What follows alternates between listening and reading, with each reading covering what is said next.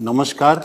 मैं doctor Madan Lal Bhatt, vice chancellor King George medical university. आज मैं संक्षेप से कोविड-19 कोरोना वायरस इन्फेक्शन से बचने के लिए और उसके खतरों के बारे में संक्षेप में बताने जा रहा हूं।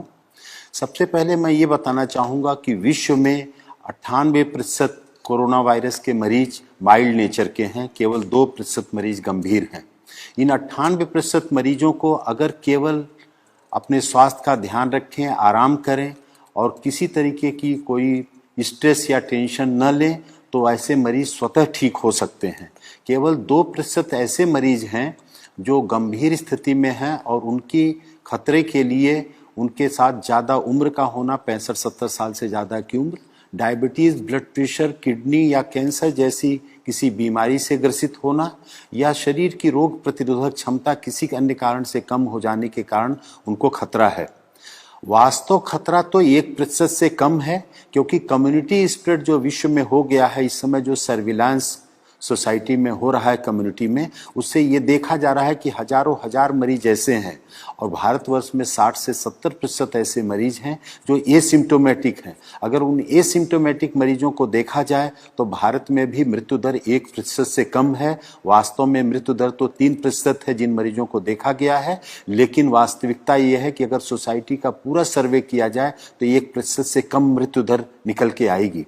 ऐसी स्थिति में बचने के लिए जो सामान्य उपाय हैं मैं उनको संक्षेप में बता रहा हूं, जिसको कोई भी व्यक्ति अपने जीवन में स्वस्थ व्यक्ति उपाय के माध्यम से बच सकता है। और कोई व्यक्ति अगर संक्रमित हो गया कोरोना वायरस से तो भी उससे ठीक होने की संभावना बहुत ही ज्यादा रहेगी।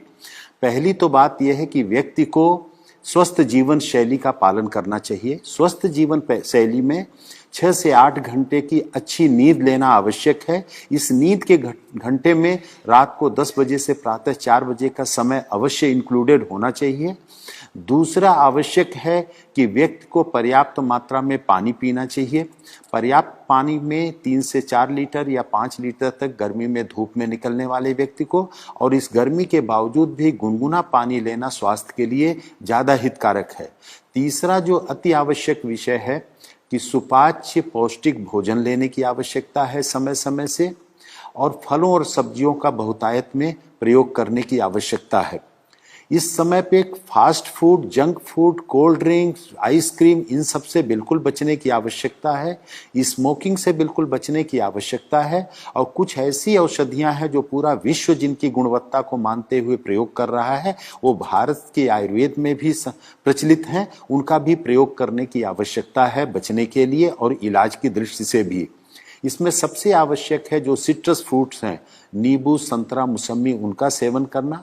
नींबू को गुनगुने पानी में डाल करके अदरक के टुकड़े के साथ अगर उनको उबाल के लिया जाए तो वो रोग प्रतिरोधक क्षमता भी बढ़ाता है और कोरोना में ठीक होने की संभावना भी बढ़ावा देता है। उसके साथ गिलोय रोग प्रतिरोधक क्षमता बढ़ाती है। गिलोय का काढ़ा लेना या अदरक, काली मिर्च का काढ़ा लेना तुलसी के पत्ते के साथ उबाल करके सुबह शाम लेना भी इसमें हितकर है। दिन भर गर्म पेय पदार्थ लेते रहना, जैसे हर्बल टी है या ग्रीन चाय का प्रयोग करना भी इसमें स्वास्थ्य के लिए हितकर है। हल्दी का भी ऐसा प्रभाव देखा गया है कि रोग प्रतिरोधक क्षमता भी बढ़ाती है, वायरल इन्फेक्शन से बचत करती है। तो हल्दी दूध में डाल करके साथ में अगर काली मिर्च को भी प्रयोग किया जाए, खास तौर से हल्दी 4 तो काली मिर्च 1 के अनुपात में अगर दूध में डाल करके लिया जाए तो ये भी कोरोना इन्फेक्शन में सहायक है। और लहसुन में भी एंटीवायरल प्रॉपर्टीज देखी गई हैं, तो लहसुन, काली मिर्च और अदरक का मिश्रण भी प्रयोग किया जाए कच्चा या खाने के साथ सलाद के रूप में थोड़ी सी मात्रा में, तो ये भी रोग से बचाने में सहायक है। और कोई भी व्यक्ति इसमें जो संक्रमित होता है अगर वो तनाव बहुत नहीं लेगा, घबराहट का शिकार नहीं होगा और अपनी कोमॉर्बिड कंडीशंस जो भी हैं, अगर डायबिटीज़ है, थायराइड की प्रॉब्लम है या अन्य कोई प्रॉब्लम है, तो उसका समुचित उपचार लेते रहें और उनसे बचने की आवश्यकता है। अगर वो बीमारी कंट्रोल में रहेगी तो इससे खतरा उतना नहीं होगा।